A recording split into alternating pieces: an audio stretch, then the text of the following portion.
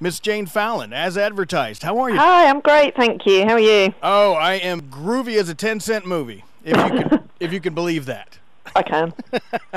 Now, I don't know who to thank first, whether it's you, your camp, or Ross Owen in particular, but he sent me an advanced copy of your latest book, Skeletons, which is what we're going to be talking about.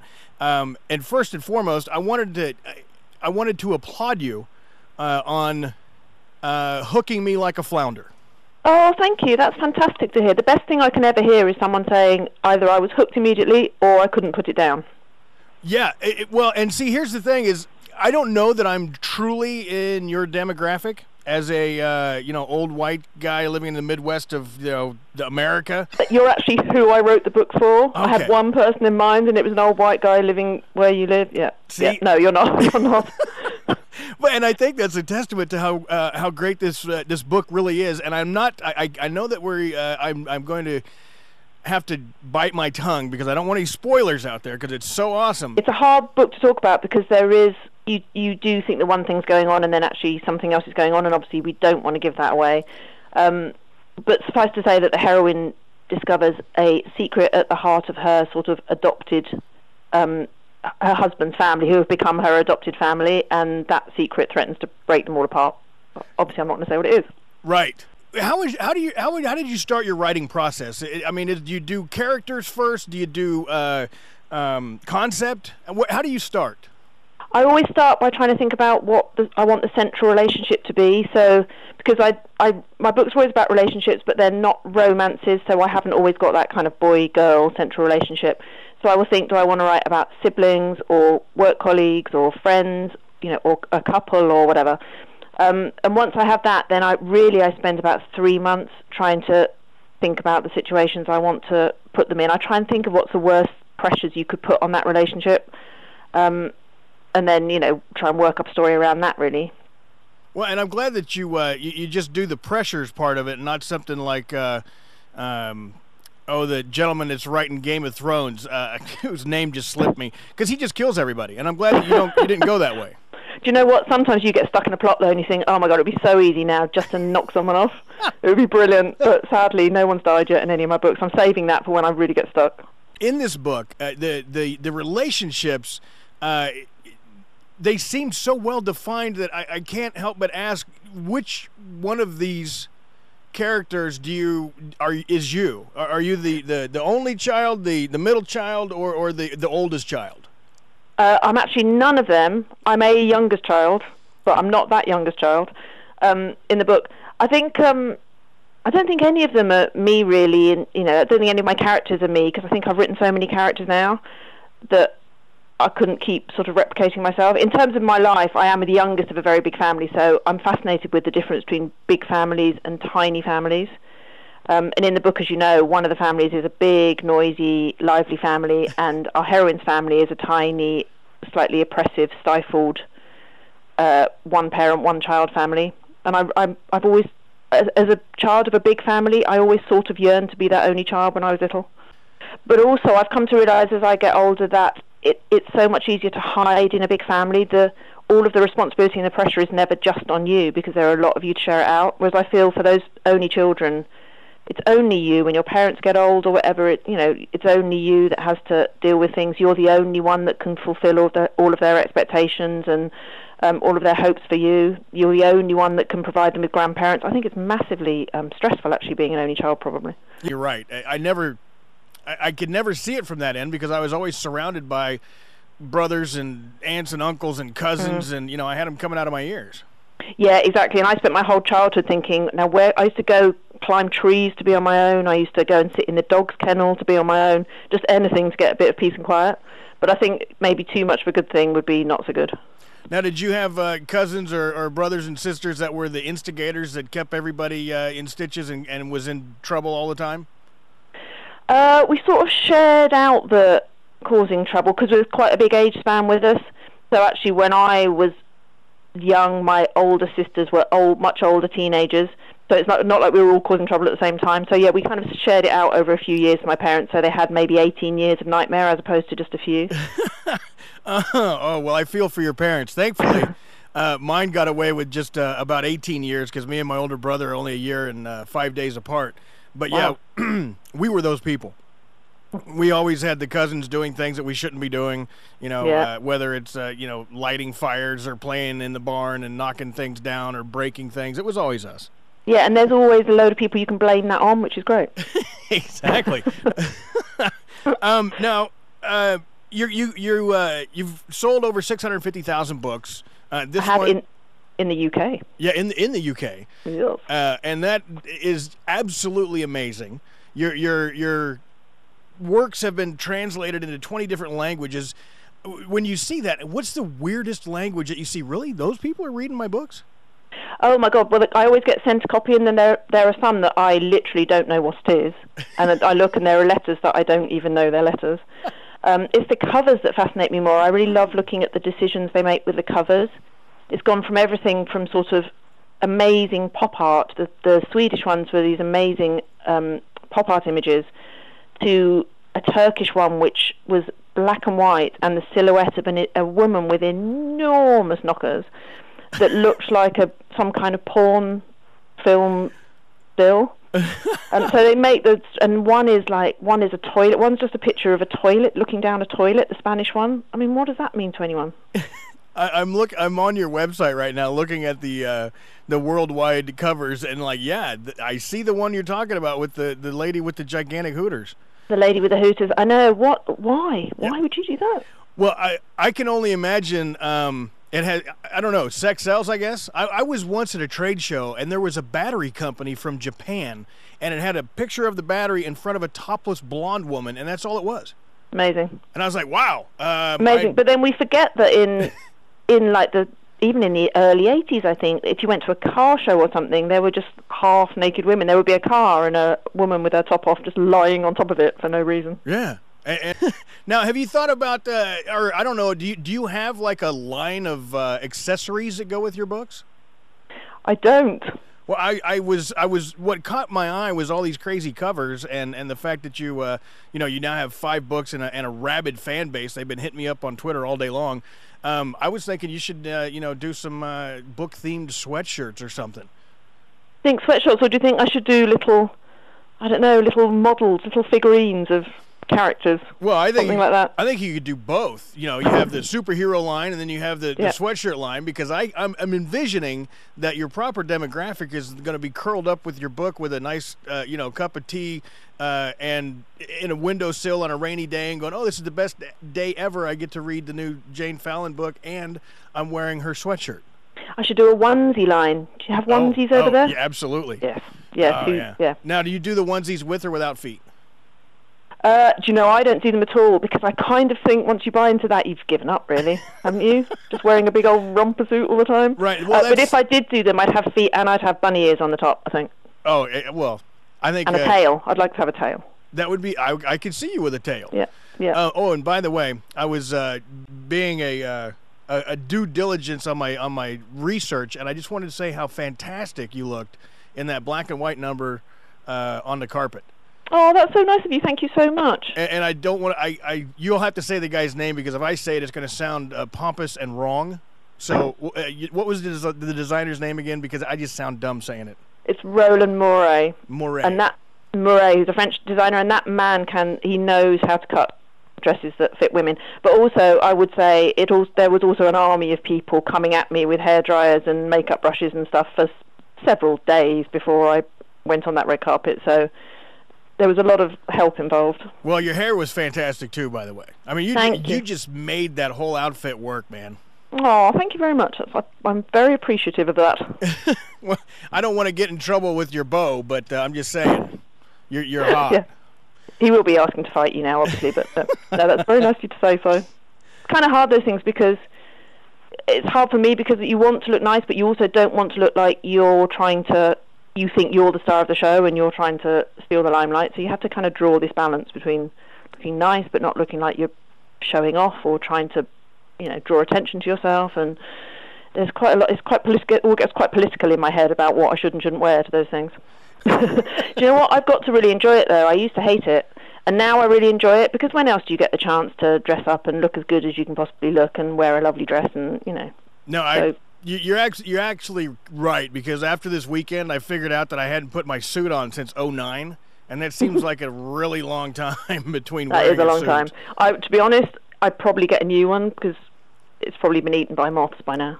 Well, it actually fit better than the last time I wore it. I'm actually shrinking a little bit, so I feel pretty good about that. That's good. Yeah, that's always good. Either that or the moths went in and enlarged it. Can they do that? They do that. Yeah, they do that. All right. So I noticed in the book, The Skeletons, that there was a very concentrated flow to the story, if that makes any sense. And I was wanting to know how much of that you picked up from your years of being a television producer on the soaps. Yeah, I think inevitably my TV background, I started off in soaps and then I did other kind of dramas, and I think inevitably everything I write has a sort of vaguely filmic plot, because I always think in that 3-act structure and stuff like that. So I think it had a real influence on the way I write. I think the concentrated plot thing with me is just that's how I like to tell a story. I don't think my writing suits a lot of filler, a lot of endless descriptions of outfits or whatever. I think I work when I'm really throwing a story at you. Yeah, I akin you almost to not completely Hemingway-esque, but you do get your point across in a lot of small, easy-to-use and easy-to-understand sentences. I appreciate that. I always wanted, because it took me years to find a style of writing. I wrote from when I was little, and I could never find a style that didn't seem pretentious to me. And then when I wrote my first book, it was because I had a real breakthrough that I should just write as if I was telling my friend a story. So I think they are quite conversational. I want them to feel like easy to read, and just not like, I don't want them to feel like hard work. I want people to be entertained and think they're kind of funny in places, and that it's just like having a chat with your best friend. Well, and I think that's exactly what is going on, and that's kind of the way I live the entire radio persona. Is I just like talking to people about their experiences and what they're doing, and as a conversation, I think it's a lot better than having 40 questions written down and then demanding answers and then calling it an interview. It's a million times better. I think people are nervous when you throw questions at them, and I also think for people to listen to, it's so much better to listen to a conversation, because a conversation can go off in any direction and you'll get something you wouldn't hear otherwise. And yeah, and sometimes I've gotten I've had to edit those conversations in the pre-record. We'll do a pre-record every once in a while, and then somebody will say something off the cuff, and then we'll get an email like an hour later, be like, "Oh yeah, by the way, edit that part out." They shouldn't have said that. That's funny. Yeah, I'll be careful because I know I'm live, so I'm right. Yep.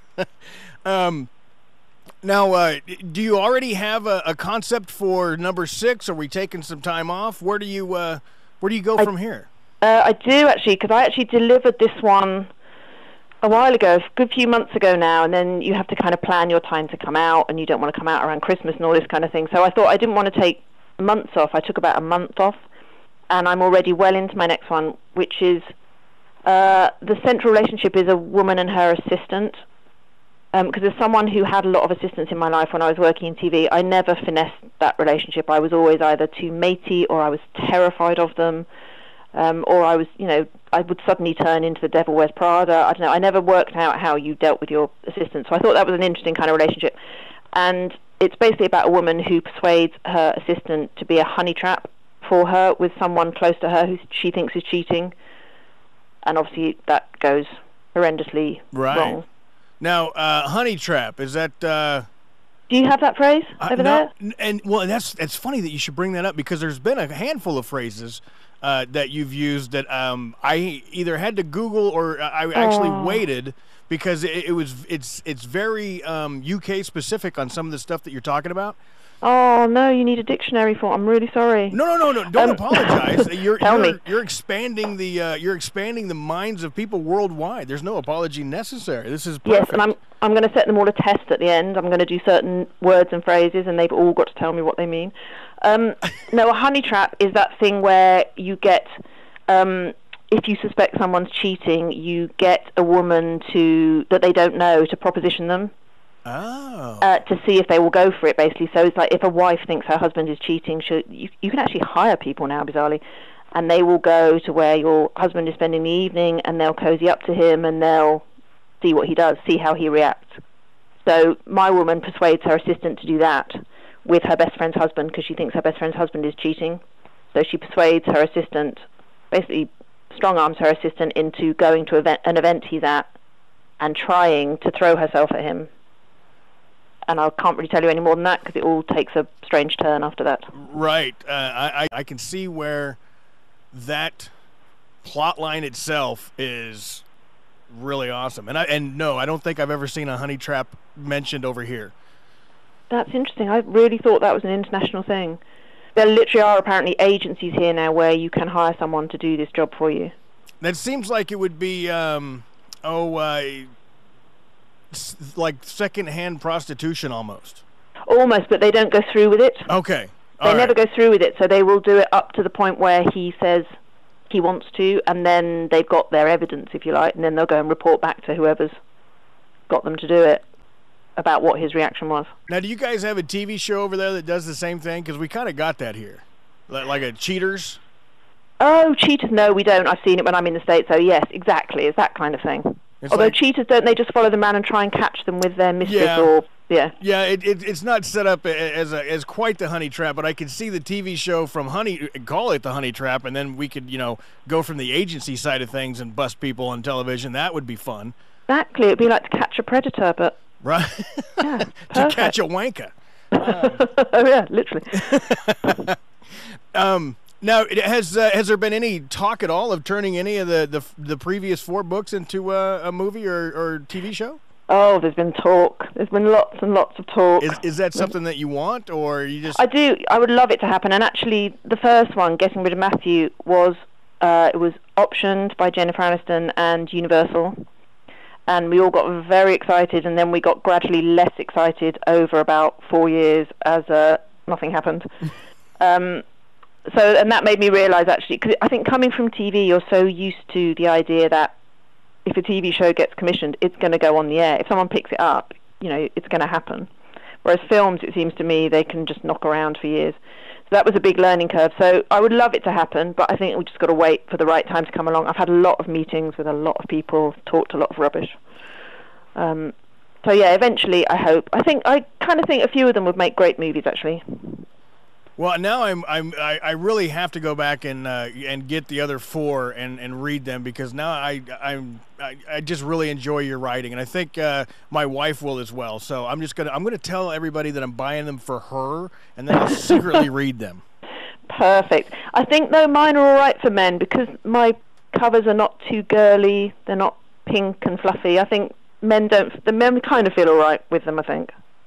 Well, I had no problems with skeletons. The skinny redhead that you got on the covers are really pretty.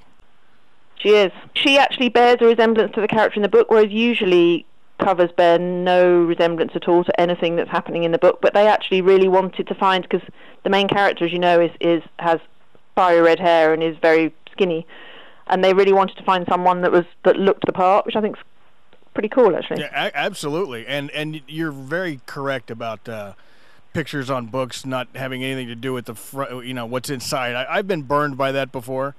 Yes. Well, I'll bring you back to my Spanish cover of a toilet. Yeah. What has that got to do with anything? Now, which book was that for? That was Getting Rid of Matthew, so I suppose the hilarious pun was flushing something down the toilet. Oh, yeah. That's it's got to be a Spanish thing. I can't understand that at all. Yeah, I think in Spain it was probably the funniest thing ever. A romantic comedy drama book with toilets. Nice. Toilet, yeah. Oh, that makes awesome sense. Well, now I don't know if you. I don't think you were listening before you came in, but I also saw on your wiki page that you're from Slough originally. I am. And I didn't know. Did you know David Brent? Because he does a great song about that, and I played that right before you came on. Oh, did you? No, that is the national anthem of Slough, and they sing it at all football matches. No, yes, I'm from there. Not originally. I'm from London, and then we moved out to that glorious, glamorous place later on. Yeah, the road's right outside your house. That's got to be convenient, right? Exactly. You can be in London in 15 minutes because the road is right outside your house. Well, and I didn't know if David Brent was as big of a deal there as he is here, but he's quite a big deal, from what I understand. Yeah, he is quite a big deal. He absolutely is quite a big deal. And he's doing some more gigs soon as well, which have gone down a storm, actually. I've seen some of the teachings on YouTube, but Yes, I of know course. that I know that he's been playing live in a lot of places, and I was hoping to catch his show in Kansas City. But he hasn't been here yet. He hasn't been there yet. No, he's only done a few so far, and he's got a few more coming up in Oxford and London, but he's doing just a few here and there for now, but they're such good fun. Now, one of the things I want to ask you about your relationship with Ricky is his amazingly large collection of bath time pictures. Yeah. And I know that you take some of them. Well, no, I've taken maybe 2 only. It's only the ones when he can't use his own hands because he needs them for other purposes, like creating a cleavage or something. Pushing the bubbles in the right spot. Yeah. Well, Yeah. I think those are some of the. Now, do you ever look at him and go, "Now, what exactly are you trying to do here?" No, do you know I love that guy, the bath guy? Yeah. I absolutely love him. Yes. The worse it gets, the more I love him. The bath guy, I mean. I love. No, they can't get bad enough for me. I love them. Has he ever? Does he show you the uncropped versions, or does he just Oh text God, you those parts? hundreds. I've seen hundreds of things. Hundreds and hundreds. So somewhere out there, somebody could actually be stealing your information. You know, Rupert is taking his naked pictures off his cell phone and hoarding them, I think. Oh, they're never that uncropped. Oh, okay. Well, thank God. Oh, no. Oh, my goodness. No. Okay. But I do think that it would be like the phone of a serial killer. It's those pictures and pictures of the cat, basically. I mean, it's just insanity. Oh, that's funny. Yeah, I love Ollie, by the way. He's such a good-looking cat. Sorry. She. I isn't she? Yes. She's just hilarious. She just makes me laugh. I tweeted to Ollie earlier, and I was jealous because she's got way more followers than I do. Yes, that's very weird, the old Ollie Twitter thing. Yeah. I don't really quite understand it myself. No, some people are obsessed with my cat. There's no getting around it. She is a very cute cat, and she also I like a cat that takes very bad photos sometimes. Like, she'll look like an old crackhead. She was really, like, red-eyed and one fang sticking out, and sometimes she'll look really sweet and beautiful, and then sometimes it's just like she's had a completely lost weekend, and she doesn't know where she is. Hanging out with David Lynch somewhere. Oh, that's funny. Well, I know that it's going on 9:30 on your end of the country. Is there something that I haven't asked you that you expected me to ask you? Oh God, that's a hard one. No, I didn't think so. Okay. You should have asked me that at the beginning. Think during the interview if I don't ask you something. No. Well, I didn't know. Well, now I will. I'll wait till next time because I know that you'll be working on another book. How long does it take you to usually crank out one of these? Crank out. It takes me about a year, all in all, for the first draft, I think. And then obviously you've got a couple of months of fannying around with rewrites and stuff. So yeah, I have one out. This one's been a long while. It's been 2 years since my last one, but usually I have one out about every 18 months. Nice. Now, a year of. How much trust do you have to put into your editor after that first draft, or do you just wholeheartedly fix it because writers write and editors edit? No, my editor's great, and she'll always say something. She'll always have a couple of notes that are absolutely brilliant, and I hadn't considered, and will change the way I think about things. But there's no expectation that you have to do everything they say. So they'll say whatever they think, and you sort of take what you want from that. And obviously, because I trust her, then I'll take more, maybe. But no, what's lovely about writing a novel is you do very much get left on your own. And ultimately, even if I decided foolishly to ignore all of her notes, that would be fine. It probably wouldn't be the best. The book probably wouldn't be as good, but I could ignore them if I wanted to. Did you know your editor prior to writing books? No, I didn't. No, I've got very, very lucky, actually. How does that whole process work? Do you have to get a literary agent first, and then write your book, and then get them to say, okay, we're going to give you a chunk of money. Now here's your editor, and they throw somebody at you? Yeah, kind of. Yeah, agent first. I wrote on his advice. He'd seen a breakdown, like a treatment. On his advice, I wrote the first 30,000 words. And then we took it to Penguin, and Louise, my editor, is actually one of the managing directors of Penguin, so it was just got lucky. She liked it. She decided she would edit it herself. Yeah, and then you start talking about and how many books you're going to sign up for and all this kind of thing, and then it all gets very businessy. But I think I got very lucky. I have friends who haven't had such great experiences with editors, and it's been a much harder process. Well, and I've tried writing before, and I will probably continue to try it. And I only say try it because I don't.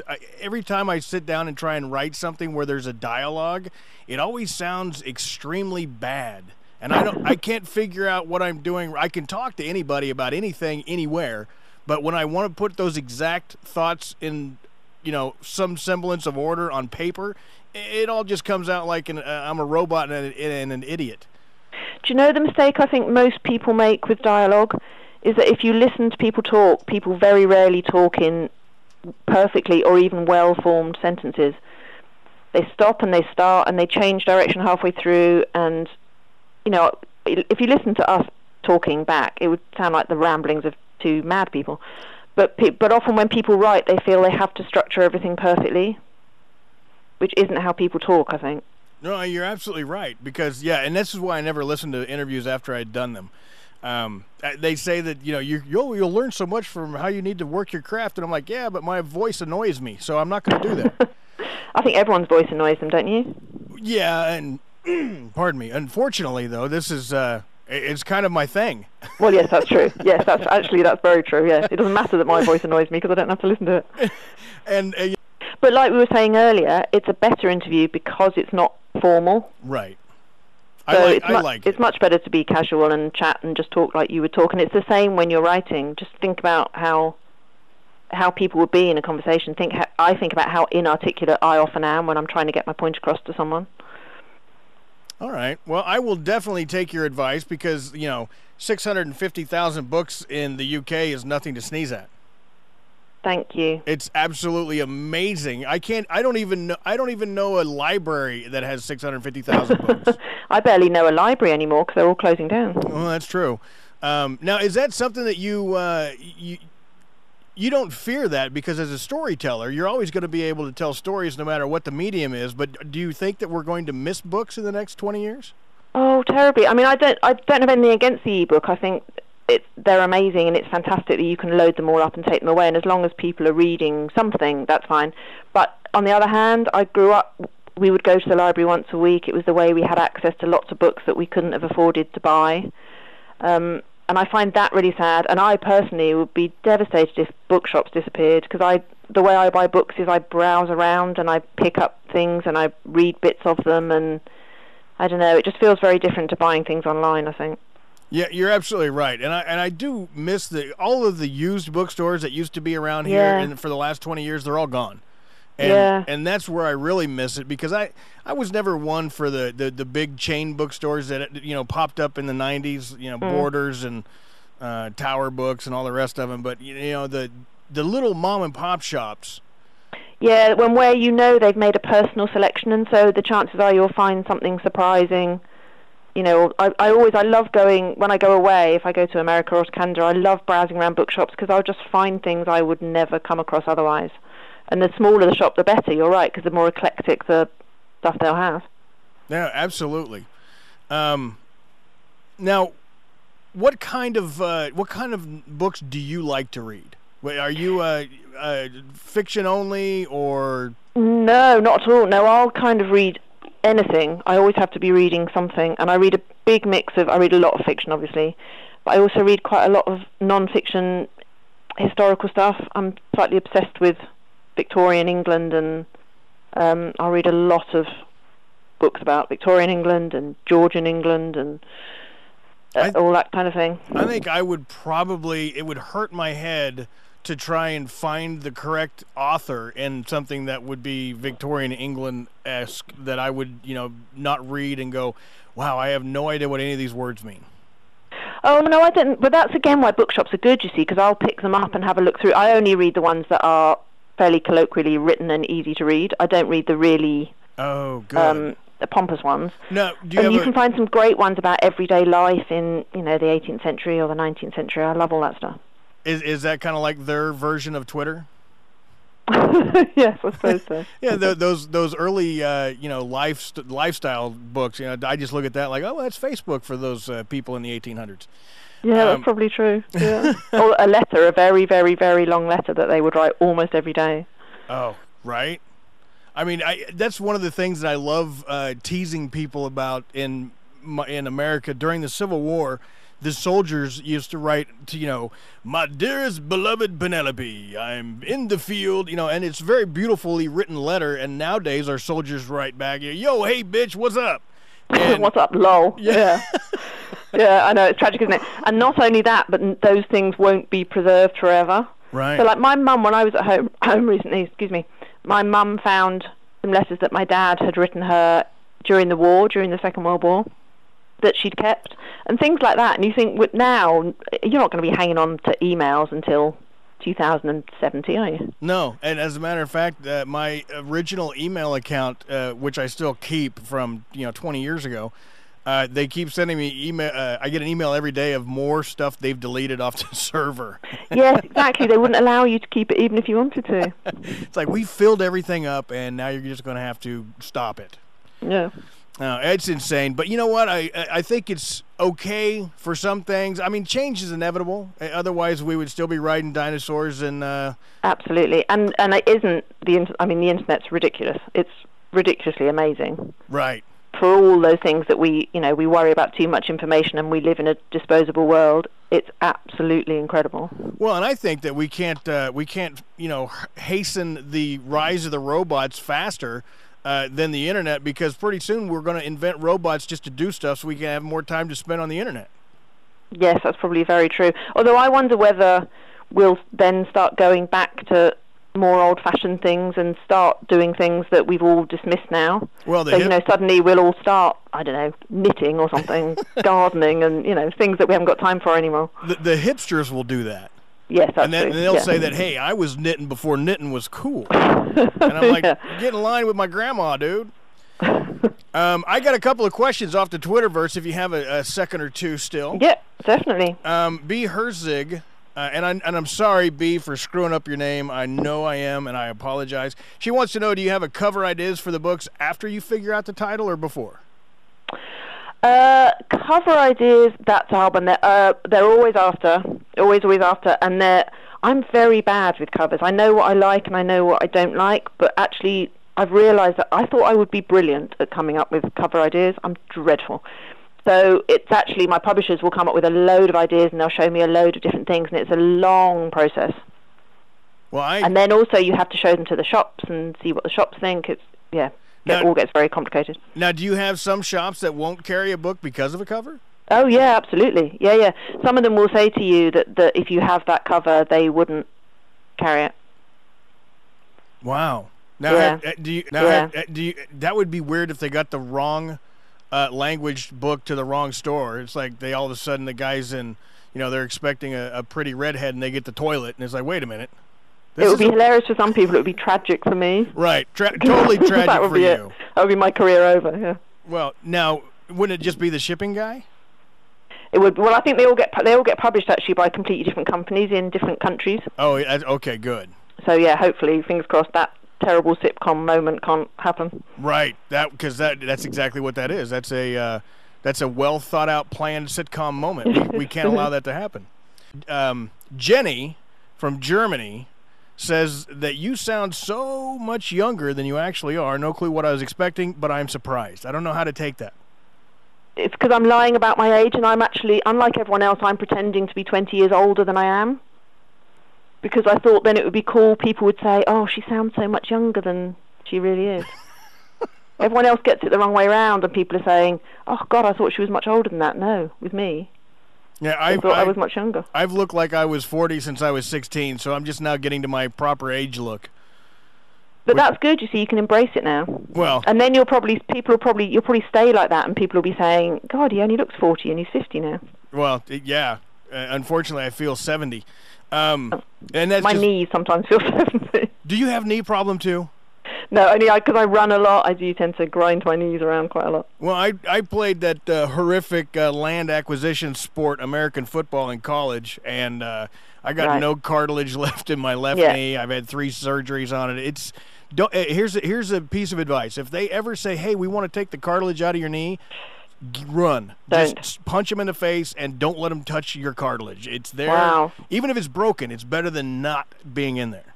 Oh, I don't even really know what cartilage is, but I don't like the idea of that at all. Well, it's the fluffy stuff that keeps your bones from banging together. Yeah. Oh, yeah. God. It's, all right, I won't. Yeah, don't. I'll write that down in case it ever happens. Yes. Tattoo it on something. On my knee. Yeah. Do not open. Oh, man. Okay, so Jenny also just asked if you like Germany or if she knows cities over here because she's a fan. I don't even know what that means. I spent a lot of time in Germany. Well, a lot of time. I did, because I did German at school, I did those exchange programs where I went to Germany. So I spent a month in Munich and a month in Stuttgart. And I liked it very much.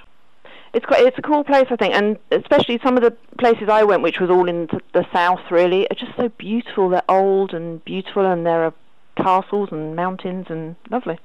Okay, I'm going to let you. I guess I'm keeping you out of the shower, or are you a morning showerer, or is that too personal? A morning shower. No, evenings are for sitting on the sofa and drinking wine and watching TV. So you're very lucky that I held off with the wine drinking till after I talked to you. Well, you could have totally come on drunk. I don't mind. Oh, well, next time maybe. All right. Well, and I will have my own bottle here as well. And we'll do it up proper. I'll get Ross to send me some Buckfast, and we'll do it bum style. Perfect. Jane, absolutely loving the new book, Skeletons. I cannot wait. Don't forget, guys and ladies that are listening, March 27th, this Thursday, it hits the UK bookshelves. Buy it so I can continue to ask for free stuff.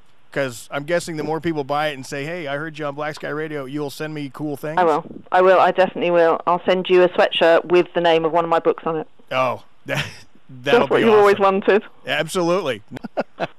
Jane, thank you so much for joining us today. And I look forward to finishing Skeletons. And when I do, I will tweet you the love that you deserve. Because it really is that good. And I'm only halfway through it. Oh, thank you. Thank you so much.